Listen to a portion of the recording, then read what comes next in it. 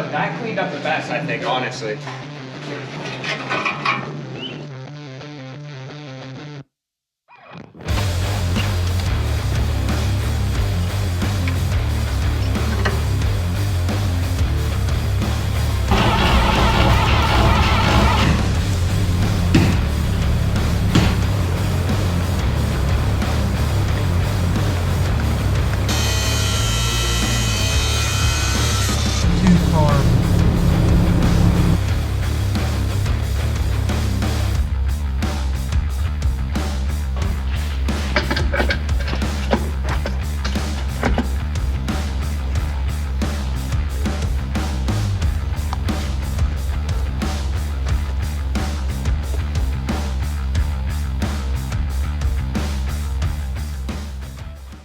Everybody, Pete, Iron City Garage. We're here in front of a little weird one. I don't typically buy grain trucks because they're plentiful and they don't bring a lot of money and they're big and heavy. It's not like a cab over, but this one here, I bought it right, so I should be able to sell it right, and it's in particularly excellent shape. I loved it because I know this paint will polish up, and you can see like down here where I kind of just messed around.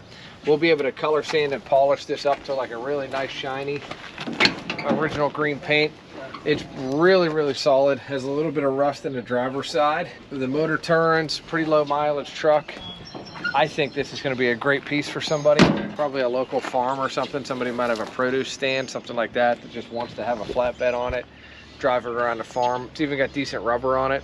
I mean, they're not roadworthy, but you know, they're less dry rotted than they typically are, and all 6 of them are holding air. Perfect to use just on your farm, not take it on the road. And we have a decent demand for that around here with all the farms and stuff around Pittsburgh. So anyways, we're gonna get this thing in the shop, get it running, driving, maybe stopping. I have some of this big truck brake stuff. We'll see how it turns out. It's from South Dakota, got good title on it.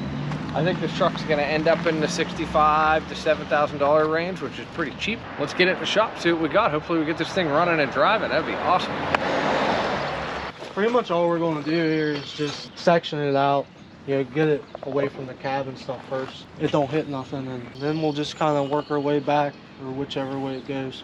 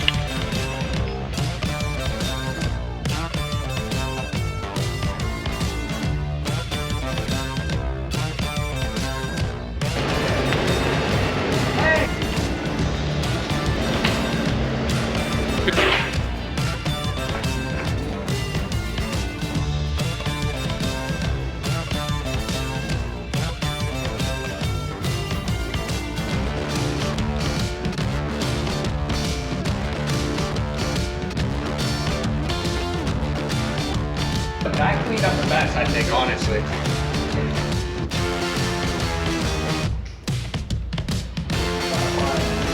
Thinking about either getting rid of the blue one or putting it right up against the blue one. I typically don't buy these conventional front end heavy trucks. This is like a 1.5 tons. It's a 6400. It's a 1953. It's got the 235 under the hood. Motor turns. This truck's all complete. This came off of a farm in South Dakota. The only reason I bought this truck is because I knew that it would polish up, and I just really liked what, you know, kind of condition it was in. And it's cheap, so I'm thinking that somebody's going to want this just because it is so nice, and it's easy to do something with. Like if you wanted to put another flatbed box on it for your farm or whatever. Like I have a guy interested in it now. He's a welding body. He's a welder, and he's thinking he can just set that on here, kind of tinker with it as it is, because this 235 platform is really reliable. It's actually fun to drive too. The 235s in this era, going all the way up through 59, 6 cylinders and the GMs are great. If you don't have to have a V8, these are plenty peppy to do whatever you want with, and they're really reliable. They're bulletproof. Like this one's been off the road since probably the 80s, and there's no doubt in my mind that Clay's going to get this thing up and running and driving, and it's going to be reliable, especially if you take it all the way. It was like new plugs, wires, cap, rotor, oil change, carb kit. Like they are plenty powerful enough to move this even with the big grain body. I mean, obviously they did it in the 50s with these things. So biggest thing you'll be fighting with something like this is like the gears. You're not gonna really get up, like it'll be screaming at 50 miles an hour, but if you're a small town or you got a farm or something, you just want to use it around there, it's good. Moving into today's age, if you wanted this thing to be road worthy, I would just swap this rear axle out for a newer dually axle. This transmission you might be able to get away with, but this rear end, this is a, looks like an air controlled 2-speed rear. This probably gonna be a little problematic. Not practical anyways. I'm sure it would work, but there we go. Really clean interior, really solid. Just a nice, honest truck. Headliner's still in it, which is amazing. I can't remember the last one I had that the headliner was still in it. Just a nice old truck. I have a couple of really nice seats for these trucks too, so if this one runs and drives as well as it looks, we might even change that out. But that's it. Clay's gonna hop into this one, see if we can't get it running and driving. I don't think we're gonna hop into the braking system at all on this one, just because I don't have any of the like big wheel cylinders, big brake drums, anything like that. So we'll likely just get it running and driving. And we already got somebody interested in it, but if you're interested in it, you can still hit me up, 412-335-6100. There's somebody local interested, but we haven't struck a deal yet. And that's it, we're gonna get it. You already saw it polish up, it turned out awesome, so let's see if we can get it running. Is that carb the right carb? Yeah, that'll work. It really? We gotta get the, there's an adapter plate, or we can get the manifold out of both too. Joe always has me take the oil all the way out of them and not put it back in, because he said that's why a lot of them blew up back in the day.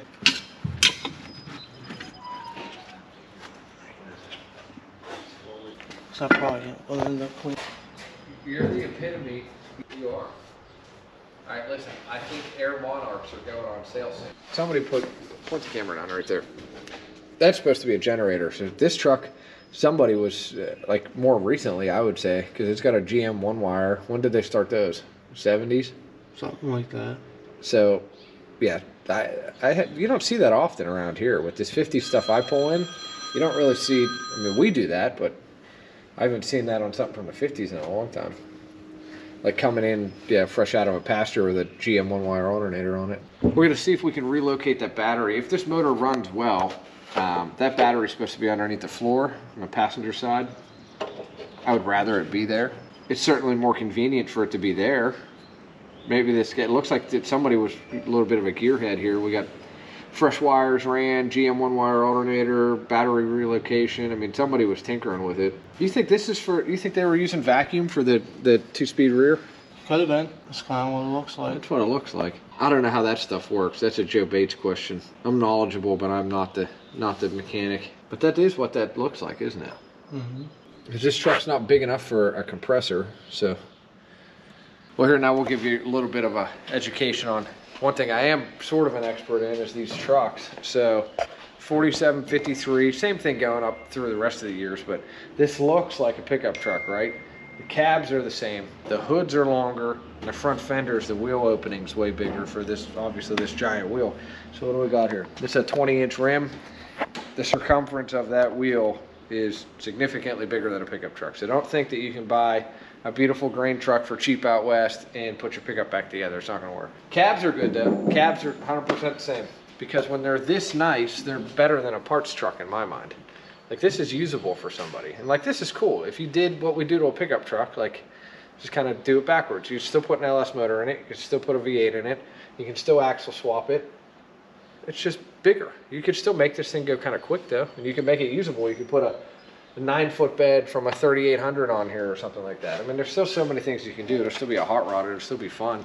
I just hate when we see these things like out west. Believe it or not, these things will go through a farm auction sometimes. Like if it's a little auction company and they do no internet and it's like a newspaper ad only, like sometimes the sellers just want to like cheap, right? Like sell this stuff, I'm only giving you 5% instead of 10 or 15 or 20 or 25% that a big auction house would take. You can get a grain truck better than this sometimes for a couple $100 and it'll go to a scrap guy and it goes right to the scrap yard and it's better than this. We see the photos on the internet, on Instagram and Facebook and stuff getting shared from people that went to the scrap yard and see like a claw grabbing a truck as nice as this, just smashing it and throwing it in a pile. Yeah, I hope that we can pique a little more interest. It seems like these have been getting more popular lately. That's why I bought this one. I've seen a lot of them for sale and I've had people asking me if I ever mess with these. So I figured if I'm gonna test the waters, I'm gonna buy the best one I can find. And this one's pretty slick. Definitely better than, way better than scrap. I'm gonna see what all we need because you know a couple of these covers are a little bit different. Like this one got a flat head, this one got like a 1/2 inch.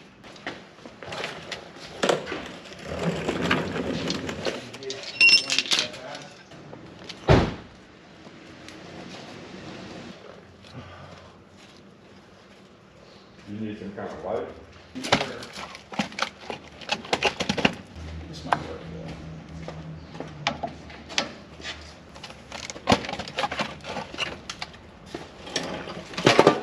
That cover's rotted out.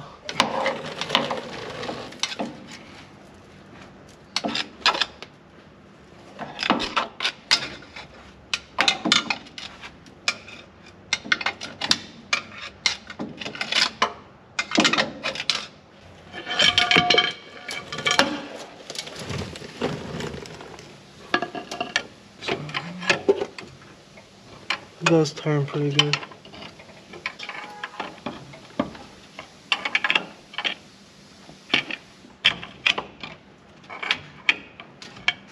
Okay, well that's good.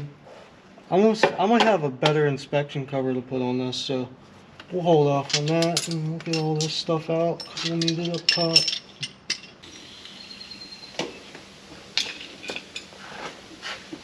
Yeah, we'll pull these. We might put new ones in if we got to, but.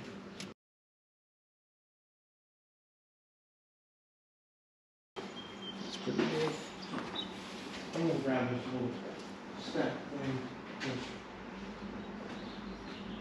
This thing ran not very long ago.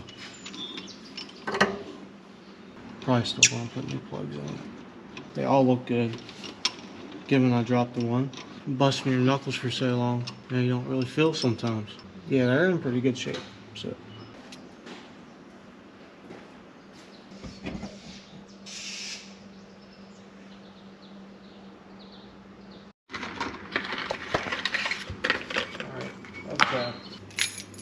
Around 35 will be good. Take a peek inside the distributor, look at the battery. We're going to start with this up here and then I'll reroute everything back to that box afterwards. We'll have to check out the starter too. You know, generator is what makes you hold like your voltage. So the generator was before an alternator, right? It's just older version of an alternator? Yeah. Okay. Plug these all up real quick, throw the wires on, and we'll pull that cap off.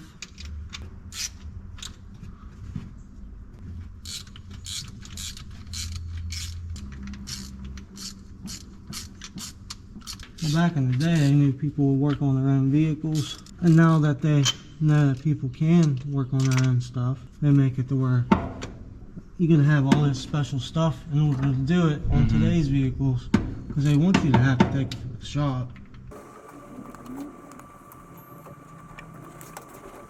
I think I got a new cap for this. If this one looks like crap. Oh wow, that's actually nice. Brand new. It's still Yes, it does look nice. How points look? Points need cleaned. We'll have to grab a piece of that emery cloth up here and we'll clean those points out.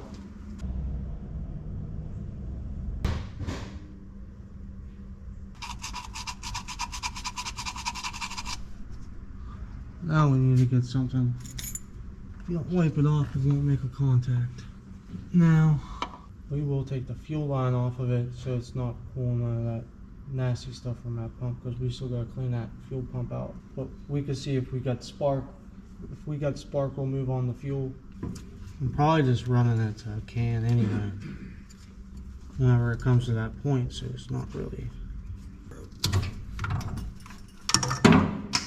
I had to come off anyway. Yeah, go through the whole spill because it does turn nice. And inside, you know, all the spark plugs look good. And now we see if the starter works. Kind of just all runs along. It thing's like about to disintegrate.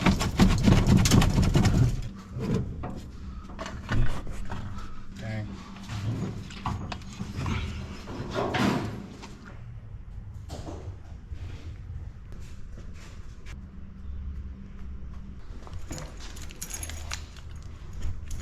What I did was I redid all the electrical from the alternator to the battery, and you know it goes inside.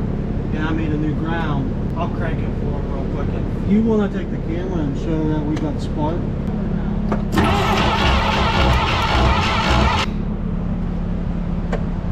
So that, you know, we got power, we got spark. And now we just need to work on the fuel. We should be able to get this running hopefully today. So I'm going to pull the carburetor off and then start going through the fuel pump.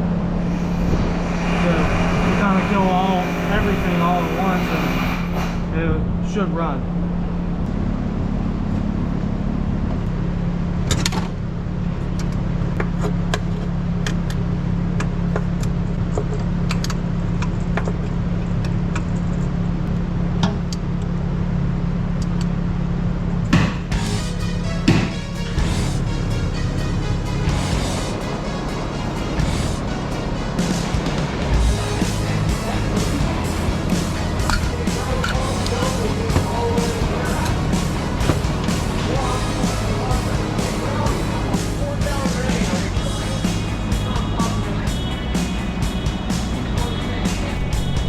Base gasket.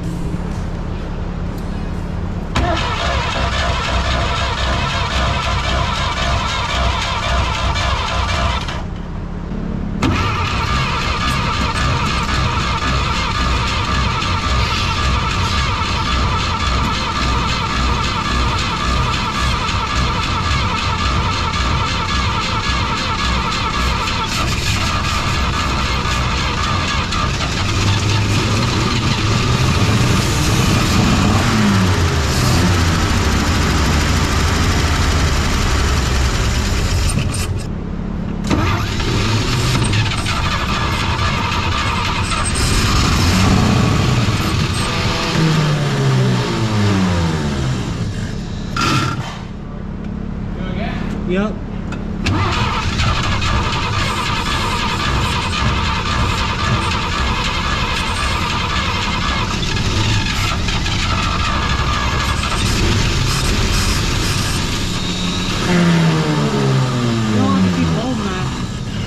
I said you don't have to keep holding it.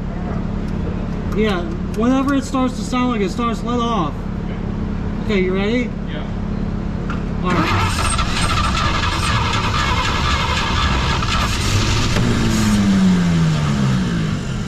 Alright, try it.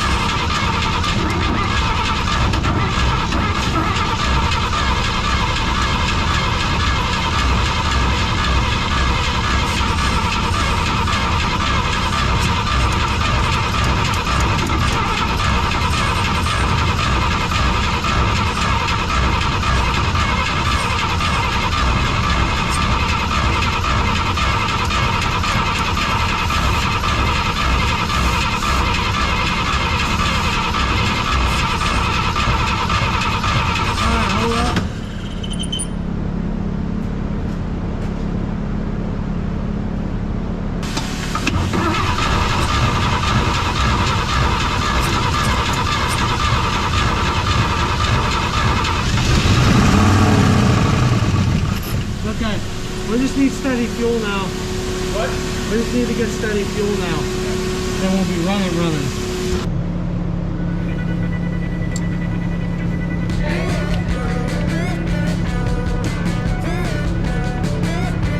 Yeah, for those, you always say this is backwards, 2-carb.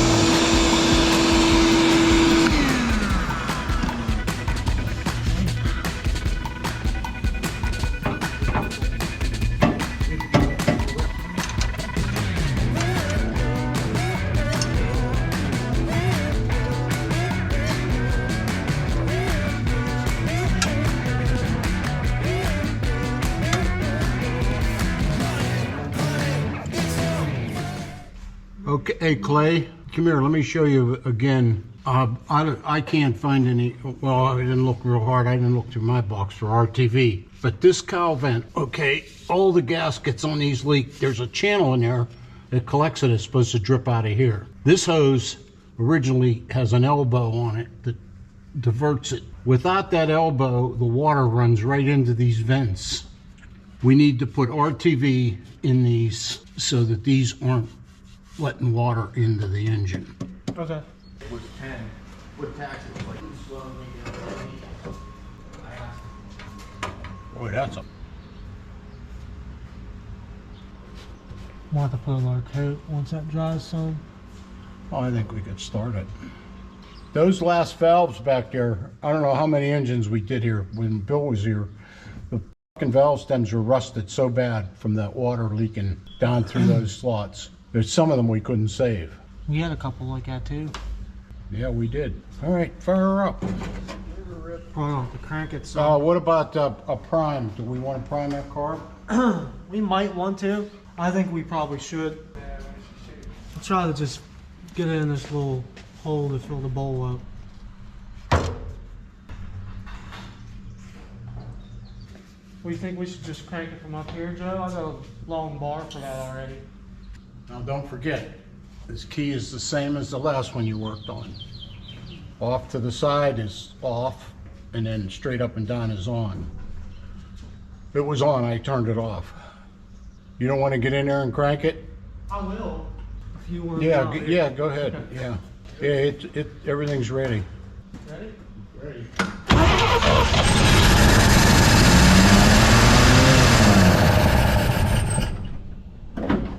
Maybe out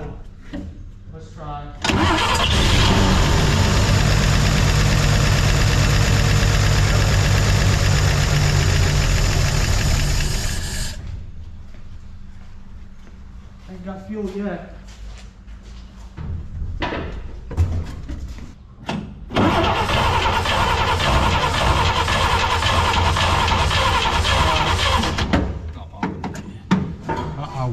We're not pumping. Maybe we are. Maybe we just need another. Where's the prime bottle? I don't want to leave it sitting on the truck and it spill on us. Aluminum wheel spacers. You think aluminum's strong enough for wheel spacers? Well, apparently it is. Go ahead.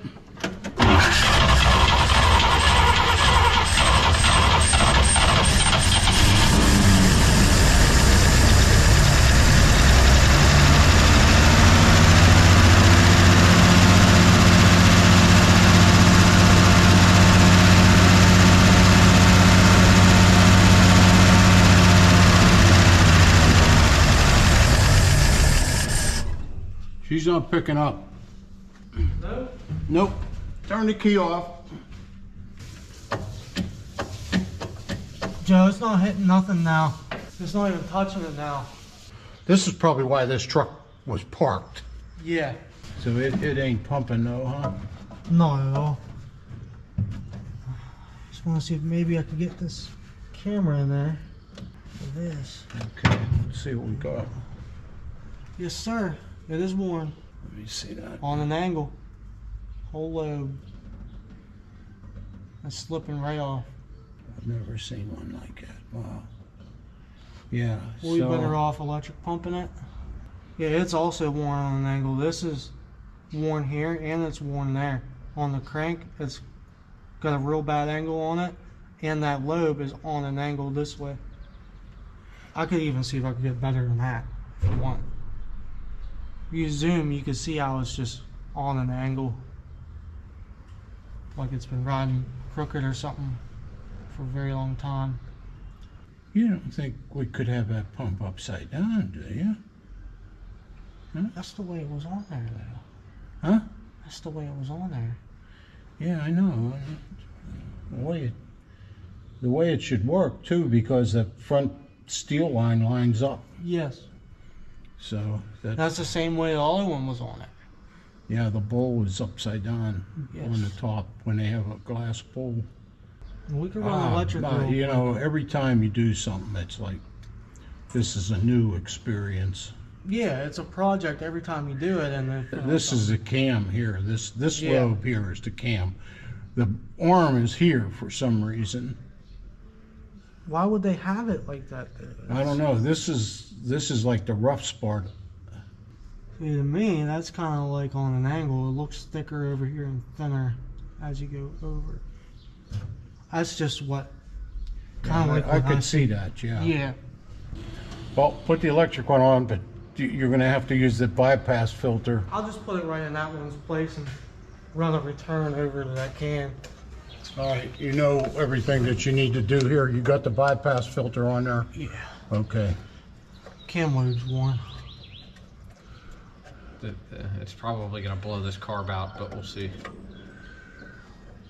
I don't know. It won't. With a bypass filter, no. Okay. No, it won't. How'd you wire that up? Are you tying that into the key, or are you putting it on a switch? I was going to put it on a switch. Is it hard to wire it onto ignition on the key? Well, the only place that we have it's hot is the coil, the ignition side of the coil. Yeah.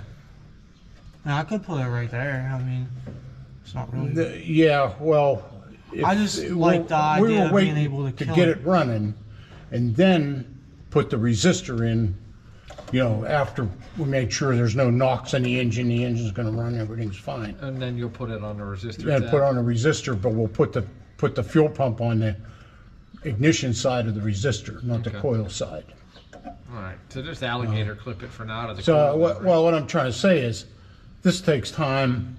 You know, it's not Clay's fault. It's not my fault. This is probably why the truck was parked. You know. Yeah, that makes sense. Go.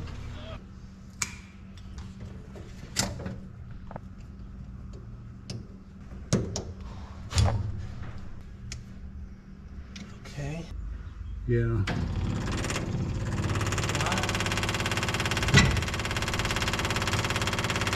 Nothing going to the positive on that regulator.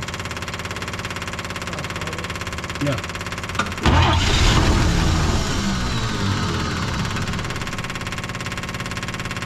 Go ahead.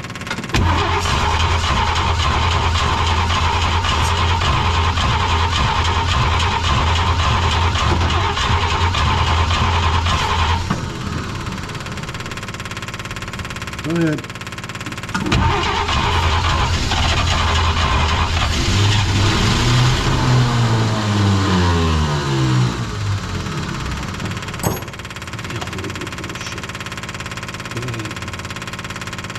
Yeah.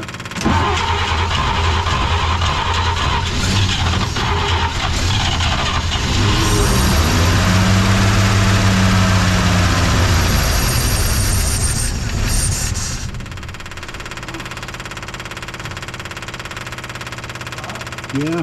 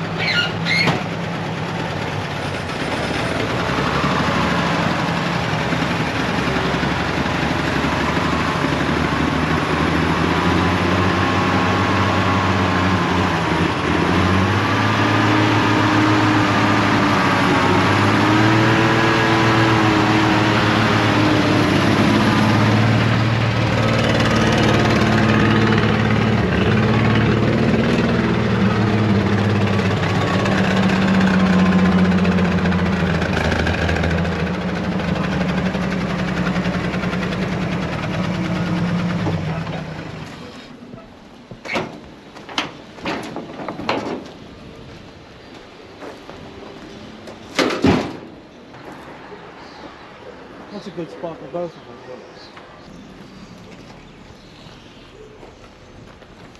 Standing here with the 53 Chevy 6400. This one runs and drives. Really nice paint. Had the detail shop guys come up and cut and buff this one.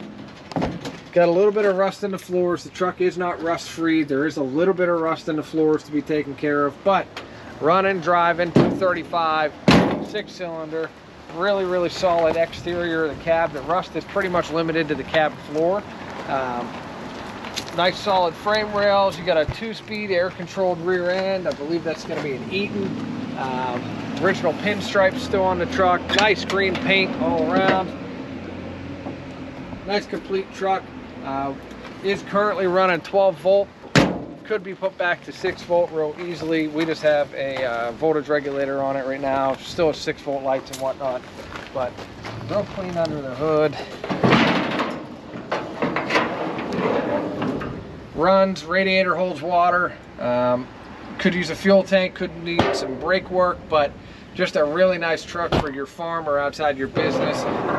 Or axle swap it, diesel swap it, do whatever you want. Just a nice 1.5 ton conventional front end truck here. $6,500 with a title if you're interested. 412-335-6100. Thanks for watching.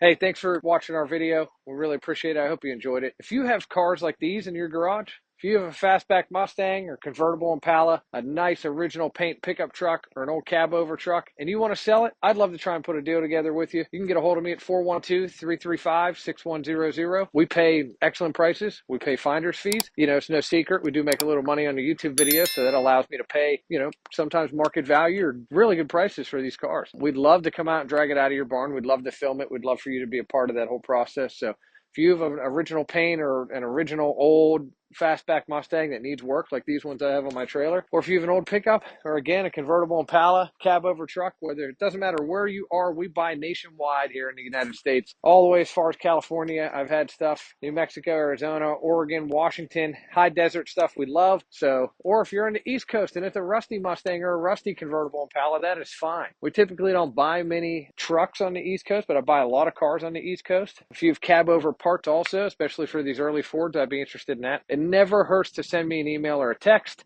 IronCityGarage@gmail.com. You're welcome to send me an email or a text message, probably the best. You kind of get an instant answer that way. 412-335-6100. I'd love to talk to you. Hope you enjoyed the video, and hopefully we can make a deal on what you guys have on your farms or in your garages.